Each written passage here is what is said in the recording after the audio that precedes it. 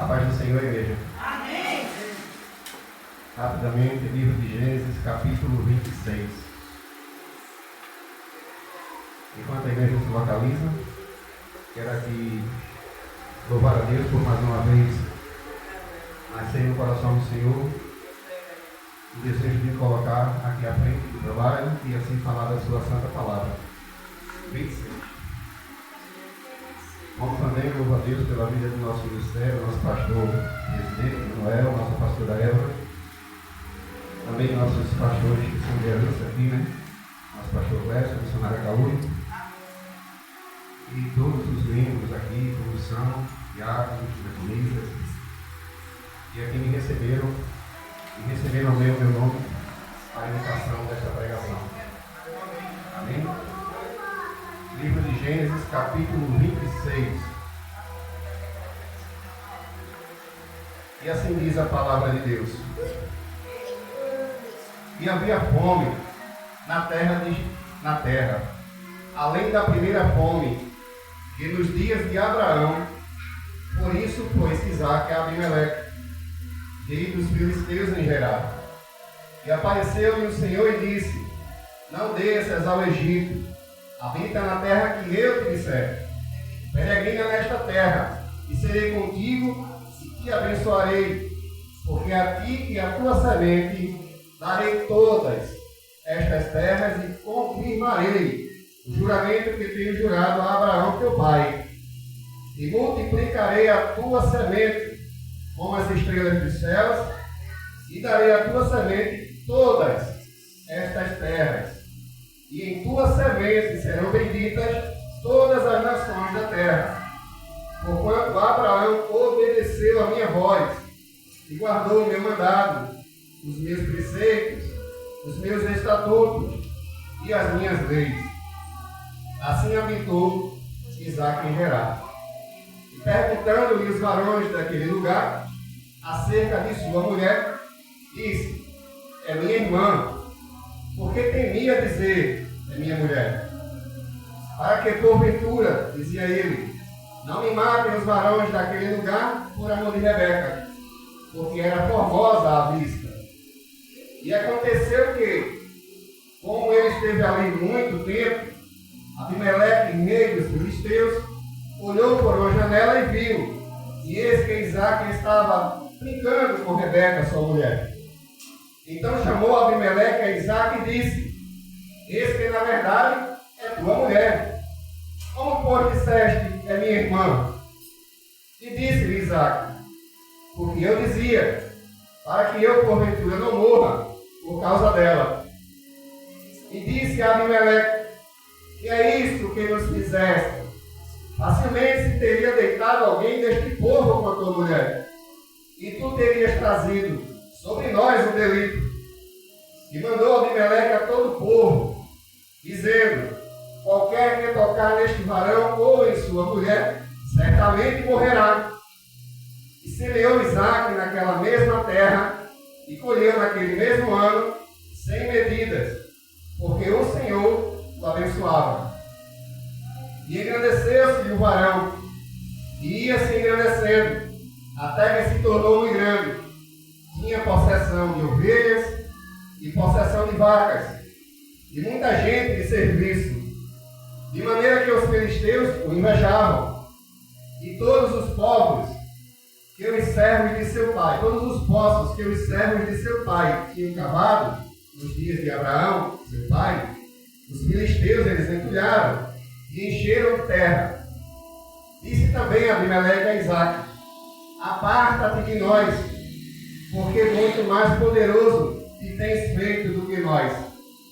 Então Isaque foi-se dali e fez o seu assento no vale de Gerar, e habitou lá. E tornou Isaque e cavou poços de água que cavaram nos dias de Abraão seu pai, e que os filisteus taparam depois da morte de Abraão. E os chamou pelos mesmos nomes que chamaram a seu pai. Cavaram, pois, os servos de Isaque naquele vale, acharam ali um poço de águas vivas. E os pastores de Gerar confiaram com os pastores de Isaque, dizendo: Esta água é nossa. Por isso chamou o nome daquele poço Ezeque, porque contenderam com ele. Então cavaram outro poço e também confiaram sobre ele. Por isso chamou o seu nome Sitna. E partiu dali e cavou outro poço. E não confiaram sobre ele. Por isso chamou o seu nome Reobote. E disse: porque agora nos alargou o Senhor, e crescemos nesta terra. Depois subiu dali a Beceba, e apareceu-lhe o Senhor naquela mesma noite, e disse: eu sou o Deus de Abraão teu pai. Não temas, porque eu sou contigo, e te abençoarei, te abençoar-te-ei, e multiplicarei a tua semente, por amor de Abraão, meu servo. Então, edificou ali um altar, e invocou o nome do Senhor, e armou ali a sua tenda, e os servos de Isaac cavaram ali um poço. Amada igreja, repete 3 palavras comigo: altar, tenda e poço. A igreja pode sentar. Glória a Deus.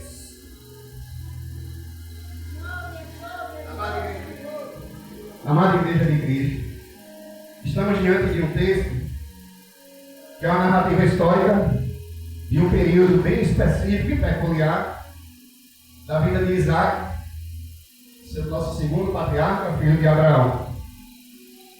Isaac aqui passa por uma situação de crise, situação semelhante à de seu pai, que também já havia passado nesta mesma cidade, e ele desceu para o Egito. Mas aqui, com Isaac, Deus não permite que ele saia de Gerar. Deus aparece para ele no início e no final, no versículo 2, e já no final, no versículo 24. No primeiro momento, ele diz a Isaac: eu sou por ti, não sai desta terra, fica aqui, não desce para o Egito. Eu farei confirmar o juramento que fiz a teu pai. Eu sei que a situação é de crise, existe fome, a terra está desolada, os animais estão morrendo, não há o que comer, não há o que beber, mas eu sou contigo, fica nesta terra, não desce para o Egito. E se tu me obedeceres como obedeceu meu servo, teu pai, eu serei contigo também. Aqui ele lança uma promessa, diante de um cenário terrível, de fome, de crise e também de oposição. O crescimento de Isaac provocou inveja. O crescimento e a prosperidade de Isaac provocou inveja. E não parou na inveja. Da inveja evoluiu para o ódio, para a inimizade. Passaram a atentar contra ele. Passaram a entulhar os poços que era patrimônio dele. Passaram a destruir o seu patrimônio. Então ele teve uma forte oposição e, como se não bastasse a fome, como se não bastasse não ter o que comer. E agora ele ia não ter o que beber também. Porque naquela época, a riqueza do povo saía da agricultura e da pecuária, dos animais e da plantação. Então aquele que tivesse um poço de água era rico. E ali ele estava com os poços que seu pai cavou, Abraão, e deixou de herança, eram vários. E os filisteus entulharam todos, jogaram terra em todos, viraram poços de água morta, poços secos. Não tinha nada o que fazer lá. E aí vai Abimeleque se queixa. E depois ele desce para o vale de Gerar, porque, para a surpresa dele, o próprio rei, perceba, o próprio rei dos filisteus, diz a ele: aparta-te de nós, porque tu crescestes muito mais do que nós. Entendamos a seriedade disso aqui. É o rei dos filisteus dizendo a um hebreu que ele sozinho é mais poderoso do que o povo e o reino inteiro. Nem o rei é melhor e mais forte do que ele. Nem o rei ficou mais poderoso que ele. Financeiramente, economicamente, estruturalmente, socialmente, na sua família, em tudo. Ou seja, o cenário até pode ser de crise. Mas o Deus que eu sirvo, que você serve, se você estiver na posição, e se você obedecer o que ele diz, fica meu Timotei, até o seu e o meu inimigo, eles vão ter que reconhecer que o Deus que a gente serve é poderoso. Até o Deus que eu e você serve. Eles vão ter que reconhecer. O cenário é de fome. A gente empurrou Deus porcos. Mas mesmo assim, o rei dizendo a ele: tu se tornou mais poderoso do que todos nós. Não é mais poderoso do que o povo, é mais poderoso do que o reino de Cristo, do que toda a nação. Esse é o Deus que a gente serve. E isso só ocorreu porque ele obedeceu. No cenário de crise, com certeza ele estava amargurado, desesperado, é óbvio, com certeza seu coração estava em crise. E Deus, não apenas uma, mas duas, confirmou a promessa a ele. No início ele diz: não desce para o Egito. Mas ele tem a oposição do rei, que aparta da gente. O que é que ele faz? Ele sai da cidade e vai para o vale. Mas ele não sai dali de Gerar. Ele sai da cidade, mas ele não sai do vale. Foi no vale onde muitos de nós não queremos estar. No deserto de Gerar, dentro do deserto, um vale. Foi um processo dentro do outro. No deserto dos filisteus, enfrentando fome e oposição, e além do deserto ainda ficou no vale. Isolado de tudo e de todos, sem suprimento, sem ajuda, desprezado do mundo e que ninguém queria ele lá. Mas ele tinha um Deus que disse: fica na posição. E eu chamei a igreja para repetir essas 3 palavras, porque é aqui que a gente vai terminar a nossa mensagem de hoje. No verso 25, então edificou ali um altar e invocou o nome do Senhor. E armou ali a sua tenda. E os servos de Isaac cavaram ali um poço. Ou seja, aqui a gente, neste versículo, nessas 3 palavras, a gente percebe e entende o padrão pleno de comunhão perfeita. O padrão perfeito, o padrão divino, aquele padrão que Deus determina para que a gente tenha comunhão com Ele. E nesse padrão, se a gente muda essa ordem, bagunça. E aquilo que Deus tem para entregar, não chega. Ou seja, se você tem promessa e ainda não vive a promessa, a culpa é minha e tua. A culpa não é de Deus, Ele é perfeito. Ele é verdadeiro, Ele é fiel. Se a gente tem uma promessa há anos e a gente ainda não vive, a culpa não é de Deus, a culpa é minha e é tua. Porque a gente não se prontificou a estar na posição que Deus mandou ainda. A gente ainda não entendeu o que Deus quis que a gente fizesse ou aonde a gente estivesse. Deus, Ele não vai entregar a promessa se você não estiver na posição e no lugar que Ele mandou. E ele aqui fez questão de confirmar a Isaac no final. Ele apareceu e decretou a promessa no versículo 2. Mas no 24, ele diz: e apareceu-lhe o Senhor naquela mesma noite. Ou seja, Abimeleque tinha mandado ele embora. E na mesma noite que ele foi expulso, Deus torna a aparecer. E diz a ele mais uma vez, naquela mesma noite, e disse: eu sou o Deus de Abraão, teu pai. Essa frase foi a primeira vez que Deus usou na Bíblia. Eu sou o Deus de Abraão, teu pai. Foi a primeira vez que Deus falou assim. Até então ele dizia: eu sou o Senhor. Aqui foi a primeira vez que Deus declarou: eu sou o Deus de Abraão, teu pai. Porque ele dizia: eu sou o Deus de Abraão, meu servo. Agora ele diz: teu pai. Ou seja, ele está declarando que o juramento que fez a Abraão estava dando continuidade para Isaac. E ali ele estava dizendo, da mesma forma que eu continuei com Abraão na tua vida, vou continuar na vida de Jacó se tu permanecer.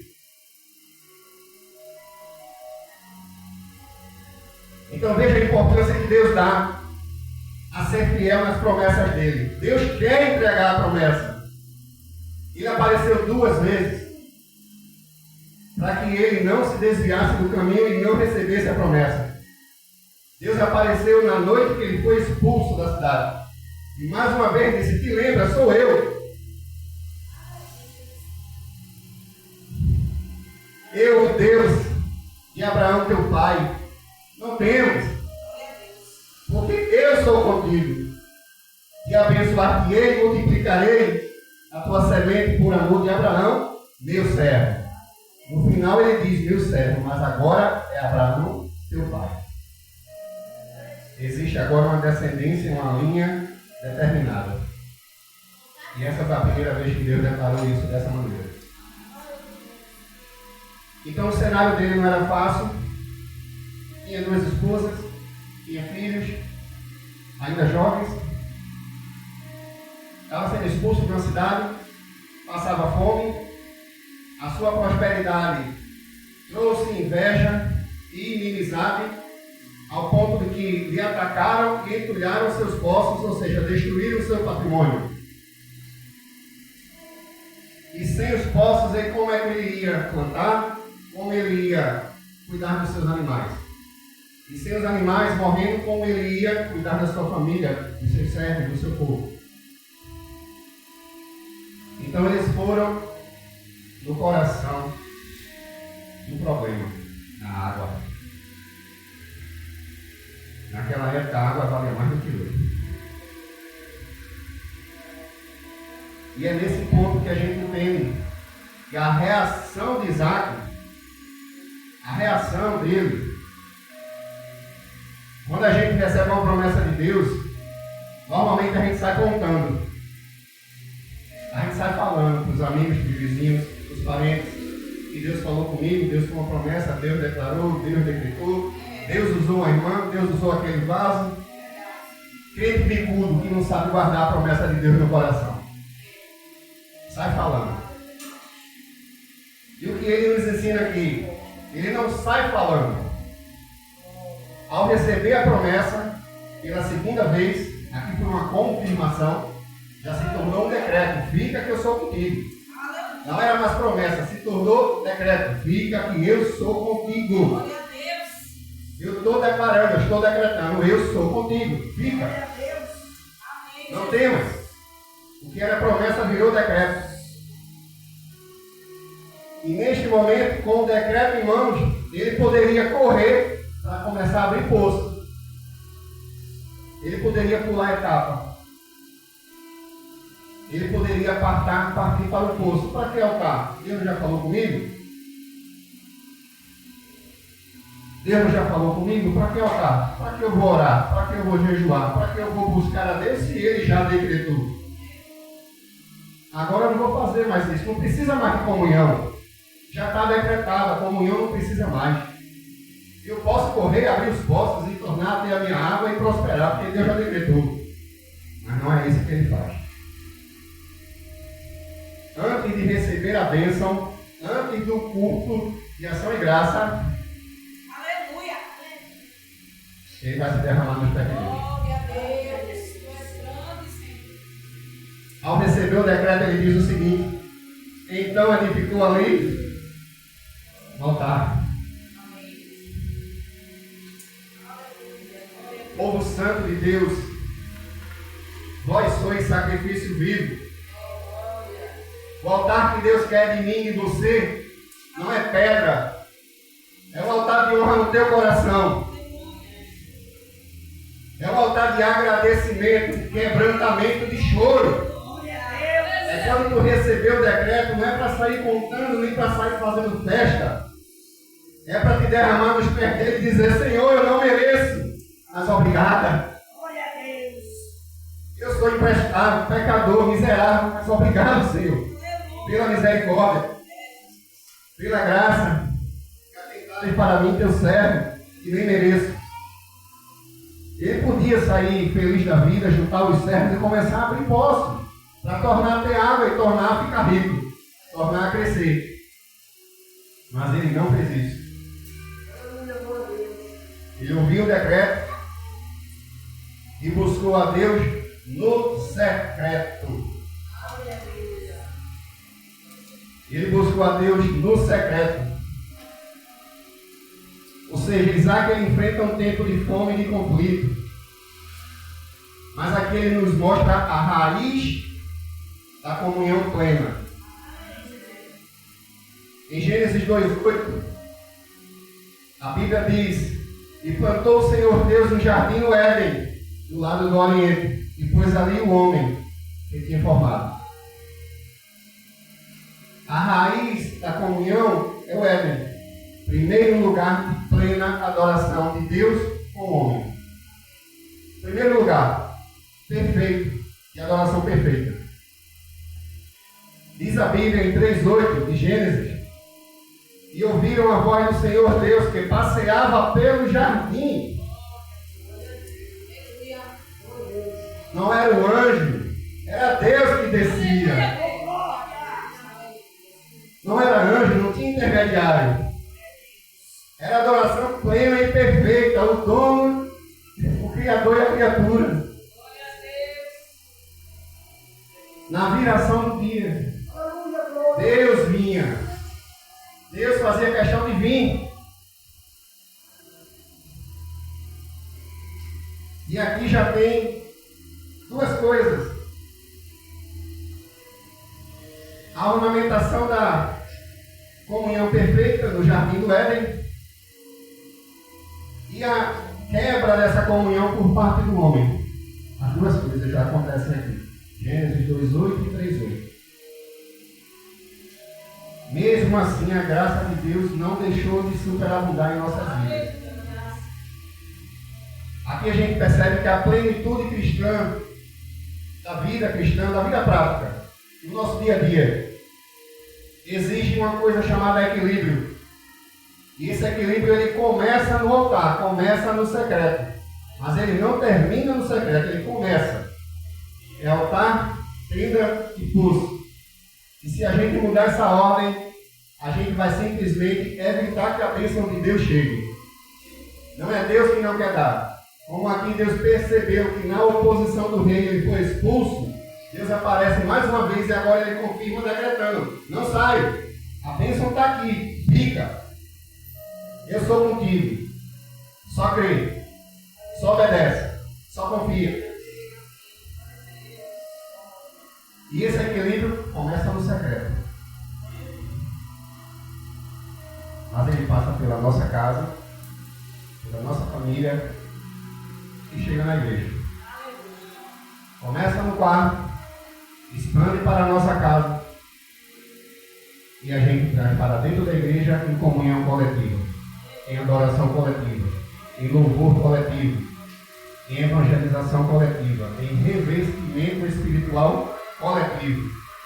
Aqui a gente tem a graça e a misericórdia coletiva, o revestimento espiritual todos juntos. Mas começa no secreto. E por que começa no secreto? Por quê? Deus não faz nada pela metade. Deus começa pelo altar secreto. A prioridade é a adoração a Ele, exclusivamente a Ele, sem ruído, sem interferência, sem ninguém para chamar, somente Ele e você. Isaac edifica o altar antes de cavar o poço. A gente pode ver isso, por exemplo, em Mateus. Eu vou sair de Gênesis e vou lá para o Evangelho, para que alguém não diga: Gênesis é só história. Mas o Evangelho confirma, no Novo Testamento, o que eu estou falando. Em Mateus, capítulo 6, no versículo 33, diz o seguinte: mas buscai primeiro o reino de e a sua, e todas estas coisas vos serão. Devoção plena, comunhão plena, começa no secreto. Começa no joelho. Começa no jejum. Começa sozinho, você e Deus. Porque você é sacrifício vivo. Aqui você é sacerdócio santo. Mas antes você tem que ser sacrifício vivo. Antes de ser sacerdócio santo, você tem que ser sacrifício vivo. E como ser sacrifício? Edificando um altar de honra no teu coração. Entregando o teu coração a Deus. É assim que você consegue. E é isso que Deus quer. Como eu disse, Isaac podia sair correndo e cavar poço. Mas ele foi para o secreto. As outras coisas, Deus já decretou, vai chegar. Então para que eu vou ter pressa? Para que eu vou ter pressa? Ele não já disse? Primeiro ele. Tu não já falou, Pai? Tu não já falou, Senhor? Agora eu só vou te adorar e te agradecer e esperar o dia. Ele não atropelou. Ele não colocou o trabalho na frente de Deus. Ele não colocou a prosperidade de sua casa na frente de Deus. Ele não colocou a religiosidade aqui. Ele não colocou aqui uma sistematização de plano, não. Ele não planejou nada, só recebeu. E aqui outra coisa que ele ensina. Acabei de dizer, ele só recebeu. Ele recebeu a promessa e o decreto. Mas ainda não havia chegado. Ou seja, ele ainda não estava vivendo a promessa. E neste caso, ele não esperou viver a promessa para poder agradecer. Ele não esperou acontecer a bênção para dar o culto de ação de graça. Ele não esperou para declarar o Deus que ele serve, poderoso e majestoso, na vida dele. Ele corre, busca primeiro o reino de Deus e a sua justiça, sabendo que as outras coisas que foram decretadas vai chegar. Ou seja, confia no Senhor, teu Deus, ponto final, mais nada. E ele continua nos mostrando algumas coisas. Deus deseja que estejamos ligados a Ele. Antes de qualquer coisa, ligados a Ele. Gênesis 22, 9 diz o seguinte: e vieram ao lugar que Deus lhe dissera, e edificou Abraão ali um altar e pôs em ordem a leia, e amarrou Isaque. Aqui foi Abraão que recebeu a ordem: vai a Moriá, edifica um altar, mas o holocausto é teu filho, aquele que eu te dei, tu vai me devolver. A caminhada foi longa, 3 dias. Até certo tempo, Abraão, seu filho, e 2 moços, 2 servos. Quando era visto o monte, vocês ficam aqui, daqui para frente é eu e o menino. E como eu já expliquei em outra pregação, Isaac entendeu. Ninguém melhor do que Isaac. Isaac foi sacrifício vivo, literalmente, em cima do altar e amarrado. E ninguém melhor do que ele para entender. E a experiência de Deus no altar amarrado para ser sacrifício vivo a Deus. E não negou ser sacrificado a Deus. Ele buscou primeiro o reino, que é a justiça, e as todas as outras coisas, que ele fosse morto não iria ver, mas ele sabia que ia chegar na vida do seu pai e na descendência do seu pai. Ele não negou. Então Deus deseja que a gente esteja ligado. Gênesis 8:20, a gente vê a história de Noé. Noé, no capítulo 6, aos 500 anos, ele recebe de Deus uma declaração dura. Eis que Deus vê que o coração do homem é de todo impuro. E Deus resolve dar cabo de toda a humanidade. Mas ele vê graça em Noé. Imagine você em toda a humanidade. É no mundo inteiro. E Deus só encontra um coração. Só um altar de honra no coração, disposto para sacrificar-se a Deus. Só um altar de honra. Não eram as atitudes e aparência, o que falar, o que vestir, não. Era o coração, o altar de honra declarado reto e justo a Deus. Só Noé. E ele dá ordem para Noé, por fé, construir a arca. E no ano 600, o dilúvio vem. Ou seja, 100 anos construindo uma arca. Depois ele passa um ano dentro da arca. Uma arca de 3 andares e com todo tipo de animal. A Bíblia não relata, mas eu creio que essa arca não tinha um cheiro agradável. E não tinha uma higiene perfeita. Todos os animais do mundo inteiro. Todas as espécies. E somente ele para cuidar. Era humanamente impossível. E essa arca diz a Bíblia que só tinha uma pequena janela que estava fechada. E a porta Deus fechou por fora. Um ano dentro dessa arca, a deriva. Apenas confiando. Quando Deus dá ordem, Gênesis 8:20, Noé, desce da arca, tu, teus filhos, tua esposa e as esposas de teus filhos. Ao descer, ele tinha uma promessa. Deus havia declarado na hora de dizer que ia dar cabo daquele mundo, daquela humanidade, e que deu ordem de construir a arca. Eu farei minha aliança contigo. Era uma promessa. Ele cumpriu a ordem, viveu o dilúvio, aguardou Deus dizer, desce da arca, ele não desceu quando quis. Ficou um ano. Teve um período de 2 a 3 meses que a terra já estava seca e ele continuou na arca, esperando Deus dizer, desce. E quando ele desce, a primeira coisa que ele faz, diz a Bíblia, Noé desce com sua família e edifica um altar. É a primeira coisa que ele faz. Ele não vai atrás de cobrar a Deus a aliança que Deus prometeu. Ele desce da arca e edifica um altar. E não foi um sacrifício simples. Ele separou todos os animais limpos. Todos os animais, todas as espécies. E sacrificou todas, um de cada.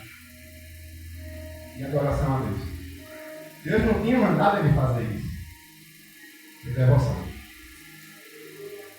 Ele ainda não tinha vivido a promessa. Ou seja, perceba que para viver a promessa, precisa que a gente se disponha a Deus. A estar no lugar que Ele mandou, na hora que Ele mandou, e fazendo aquilo que Ele deseja. Para que a bênção chegue. E depois disso, diz a Bíblia no seguinte capítulo, Deus vem, fala com Noé e faz a sua aliança. Mas antes da aliança, ele adorou. Esse altar de Noé foi o primeiro altar construído em pedra. O primeiro lugar de adoração foi o Éden, mas o primeiro altar de adoração foi com Noé. Entre o Éden e Noé, vivemos os filhos de Adão e Eva, Caim e Abel. Foi o primeiro ato de oferta, primeiro ato de adoração com oferta. Esse capítulo 4 é interessante. Caim e Abel, certo dia, se dispõe no coração deles de ir até Deus e adorá-lo com ofertas. Foi o primeiro ato de adoração com oferta. Caim era agricultor, pastor de ovelhas. Aliás, Abel. E Caim agricultor. Diz a Bíblia que Caim pegou alguns frutos. E Abel escolheu a primícia das suas ovelhas. A primícia significa dizer de um ano, sem mancha, sem ferida, sem doença, sem defeito, limpo e branco. Algo. O melhor daquilo que ele tinha. Ele separou a primícia para levar a Deus.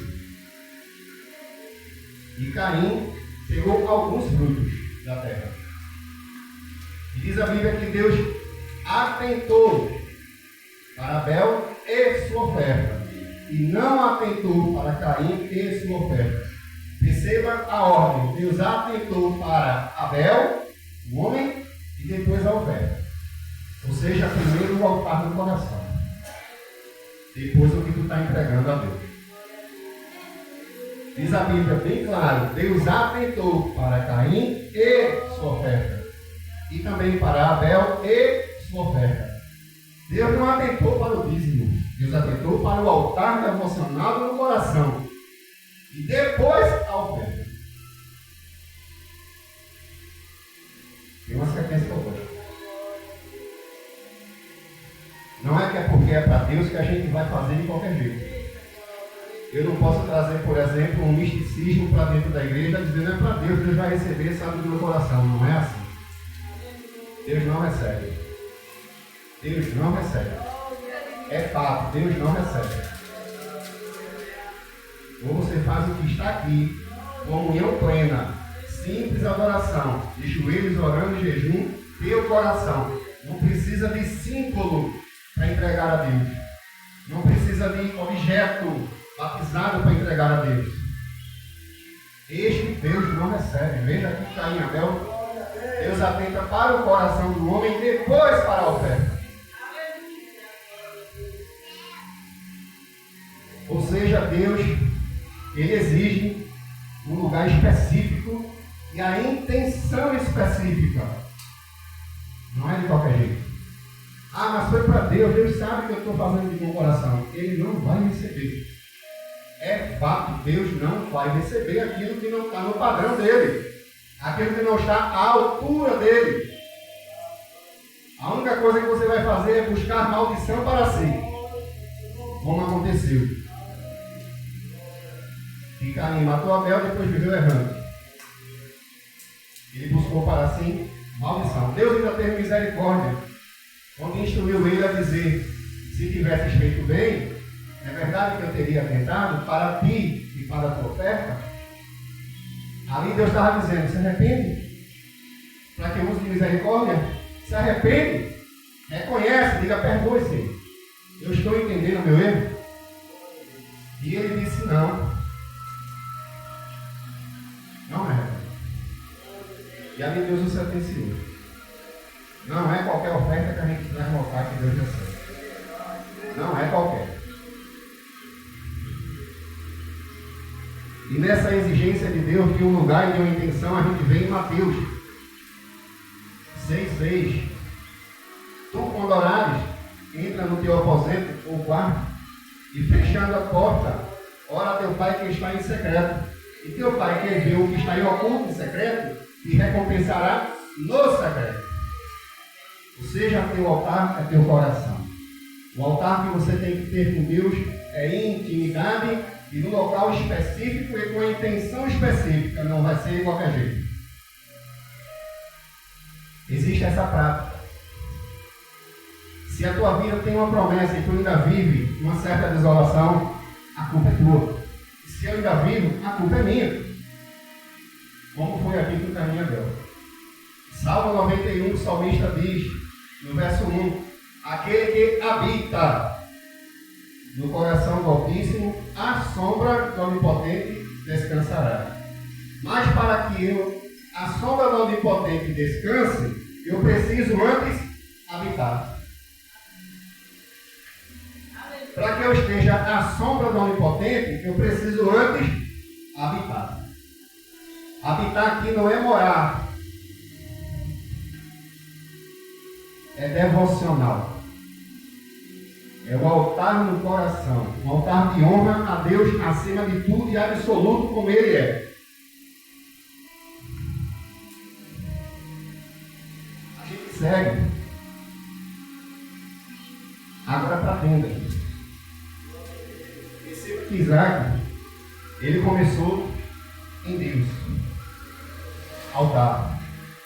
E vendo ele, no versículo 26, que já tinha alinhado o seu coração a Deus, e Deus o havia recebido, pois Deus apareceu para ele 2 vezes, a resposta dele foi alinhar o coração dele com Deus no secreto, no altar. E tendo feito esse alinhamento com Deus no altar, ele faz o seguinte: invoca o nome do Senhor e arma ali a sua tenda. Ou seja, ele agora está estendendo aquela adoração, aquele amor, aquela graça, aquela misericórdia, aquela bênção, aquele decreto que vai chegar para toda a sua casa. Ele está estendendo agora para a sua casa. Eu já ouvi algumas irmãs dizendo assim: irmão, meu marido reclama porque eu todo dia estou no culto. Aí eu digo: me perdoe, irmã, seu marido está certo. Ah, mas tem culto todo dia? Tem, mas tem horário. Chega na hora, sai na hora. Ah, mas o culto lá dura 3 horas. Quando é 9 horas, ajoelha e ora e peça a Deus e vai embora. Se o pregador não respeita o horário, o problema é do pregador. Deu 9 horas, ajoelha e ora e vai embora. A atitude irresponsável do pregador não pode culpar a tua vida quando tu chegar em casa e tu tem uma confusão. A adoração é contínua. O respeito é mútuo. Entende Isaac alinhado o seu coração a Deus no altar, agora ele estende para a sua casa. Eu conheci, na verdade, nunca mais tive contato, um obreiro, um diácono, talvez seja até presbítero hoje. Ele está separado, na época estava já divorciado oficialmente, e ele me disse, em particular, que o motivo foi porque ele esqueceu de cuidar de casa. Ele estava todo dia na igreja, de manhã, de tarde e de noite. Ou seja, de manhã consagração, eu estou lá na porta para as irmãs. De tarde culto, evangelismo, ensino, alguma coisa, estou lá na porta ajudando as irmãs. De noite culto, estou lá na porta prestando atenção ao culto e ao pastor. De noite tem evangelismo na rua, sei lá, vigília, estou lá também. 24 por 48 dentro da igreja. Cadê tua esposa? Cadê teus filhos? Cadê tua vida? Ele bagunçou a própria vida. A esposa estava errada? Não, estava certa. Estava não, está certa. O padrão aqui é altar, tenda, poço. Deus, família, igreja. A igreja não está acima da família. A igreja é composta de famílias. A igreja é feita de várias famílias. Tem culto todo dia? Amém. Tem o horário do culto. Venha na hora, saia na hora. Ah, mas o pregador lá é muito pentecostal e termina 11 horas da noite. Ajoelha, ora e peça a bênção a Deus e vai embora. A irresponsabilidade do pregador não é culpa sua.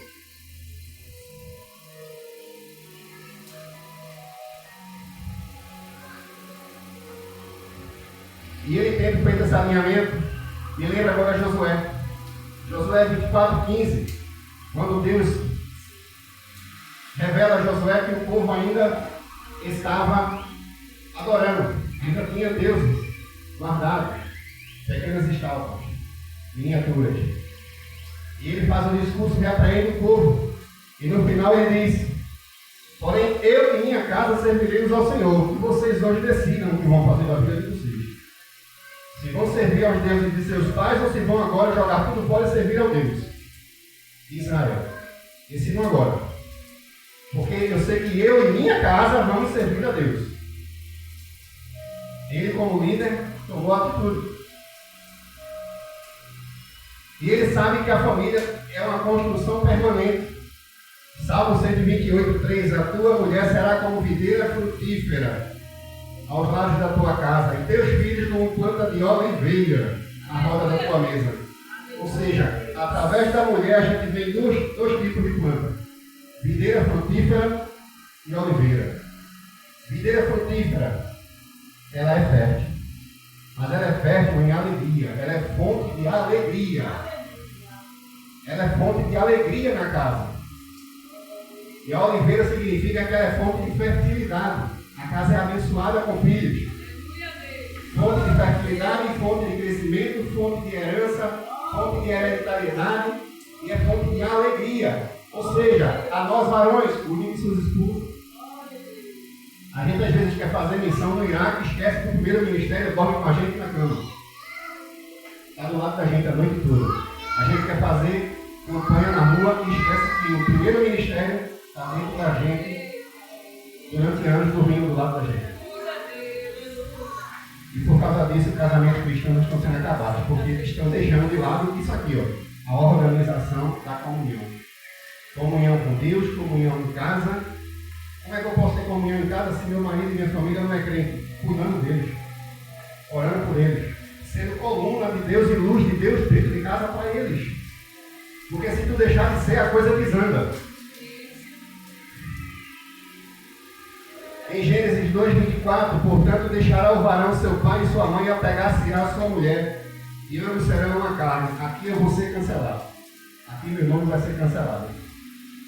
Muitos dizem neste versículo, assembleianos, a grande maioria, diz o seguinte: Deus ministrou o primeiro casamento da humanidade. Portanto, deixará o varão seu pai e sua mãe, apegar-se-á a sua mulher e serão ambos uma só carne. Mentira. Casamento é coisa do homem. Isto aqui quem falou foi Adão. Se você for para a Bíblia, está escrito: e disse Adão, 2 pontos. Quem disse isso aqui foi Adão. Casamento é coisa do homem. O projeto de Deus é família. Na época não tinha cartório, na época não tinha certidão. Isso é coisa de assembleia, é coisa de sistema. E disse Adão, a Bíblia está bem clara, 2 pontos e vem a frase, 2 linhas. Adão disse isso. Agora será minha varoa, porque de mim foi tirada. Aí Deus dá um tapa sem mão dele. Peraí, Adão. Antes sairá pai e mãe de sua casa, e será uma só carne. Ou seja, comunhão. Família. Casamento é projeto do homem, família é projeto de Deus. E eu sei que dizendo isso eu vou ser cancelado em muito lugar, mas é a palavra. É a palavra. Eu vou aqui estar incentivando os irmãos a separar? Não, mas eu estou dizendo aqui que a lei do homem é casamento e a lei de Deus é família. Ponto final.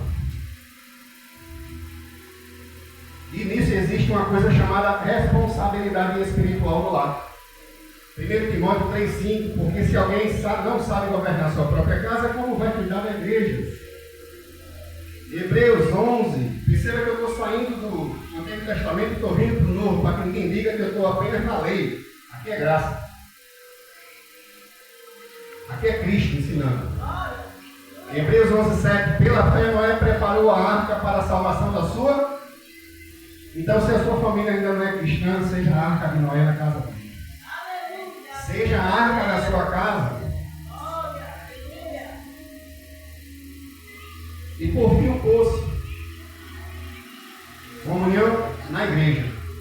Tenda, comunhão na família. Altar, comunhão com Deus. Altar, tenda, poço. Comunhão com Deus, comunhão em casa, comunhão na igreja. Não altere essa ordem, senão bagunça tudo. Existe um trabalho coletivo na igreja. Essa semana o nosso pastor Cláudio, ele, de maneira graciosa, maravilhosa, ele disse: você tem um projeto para a igreja? Apresenta o anjo.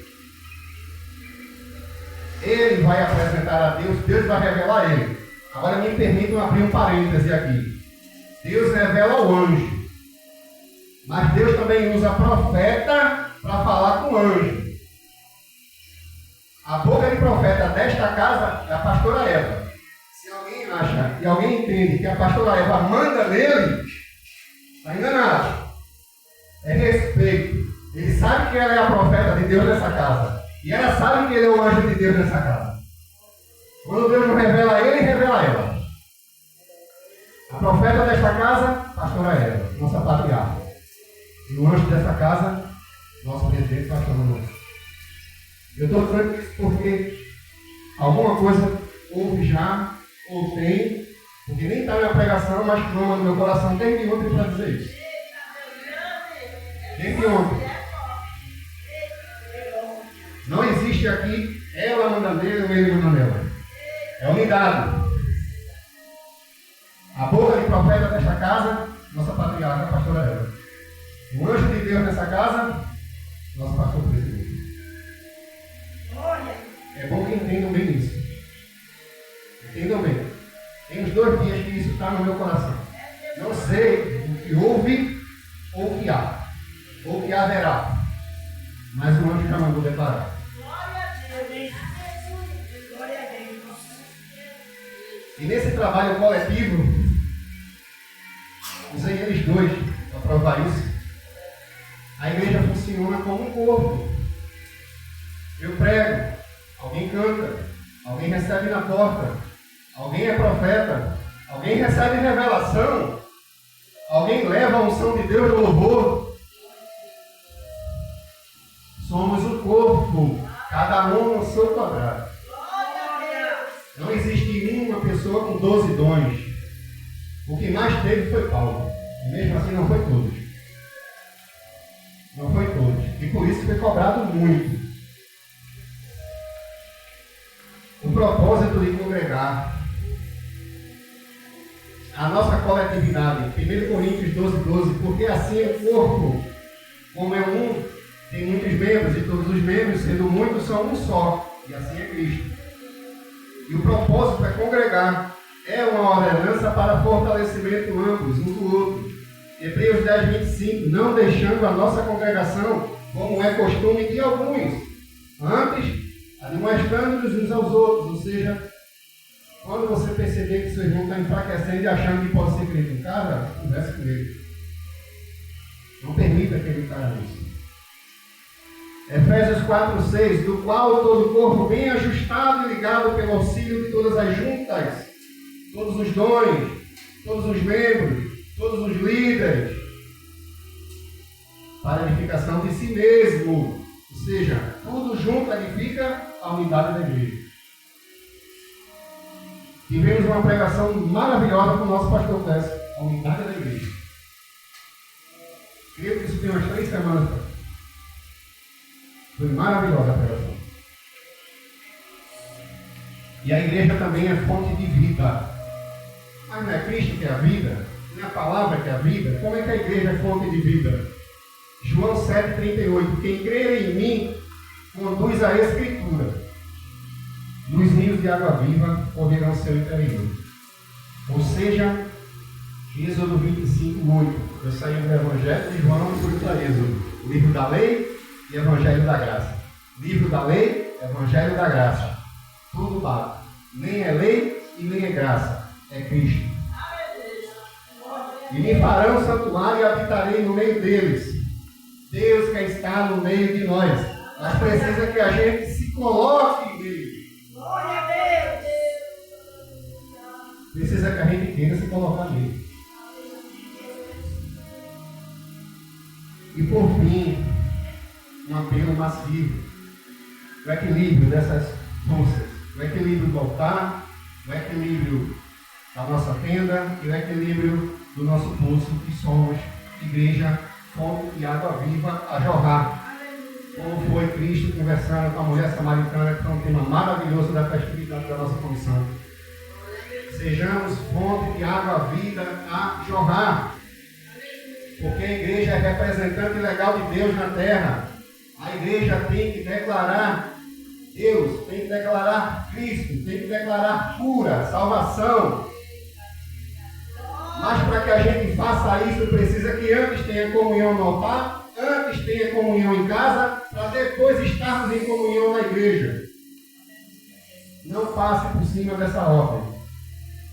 Não passe por cima dessa ordem. Amém? João 14:3, Jesus nos prometeu um lugar pleno. Eu comecei dizendo, o primeiro lugar pleno, que é a adoração perfeita, o Éden, feito por Deus.